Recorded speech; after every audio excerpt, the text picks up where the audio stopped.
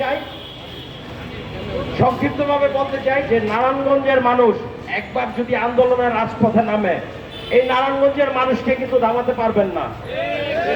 এই prepaid metre, মানুষকে ধোঁকা দেওয়ার, মানুষের পকেটের পয়সা টাকা নেওয়ার যে ফন্দি, সরকার প্রধানকে বলবো আপনি মানুষের মনের কথা বোঝেন, বোঝার চেষ্টা করেন।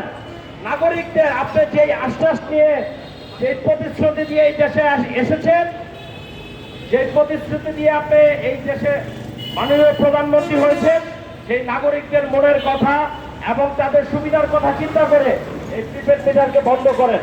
এবং নারায়ণগঞ্জের মানুষ একবার যদি রাজপথে নামে, সেটা আসলে আপনারা জানেন বিগত সময়ের যে ইতিহাস। আমরা চাই এখানে টুকুর নেতৃবৃন্দরা আছেন যারা বিগত সময় বড় বড় আন্দোলন করেছেন। আমরা সংক্ষিপ্তভাবে বলতে চাই, আমাদের নারায়ণগঞ্জের মানুষের এই দাবিকে আপনারা মেনে নেন এবং প্রশাসন সহ আমাদের নারায়ণগঞ্জের 5 এমপিকে বলবো আপনারা সংসদে এই বিষয়ে সুন্দর ভূমিকা রেখে উপযুক্ত কারণ তুলে ধরে মাননীয় প্রধানমন্ত্রীকে এই বিষয়ে অবহিত করবেন। সবাইকে আসসালামু আলাইকুম, এই বলে বক্তব্য শেষ করছি।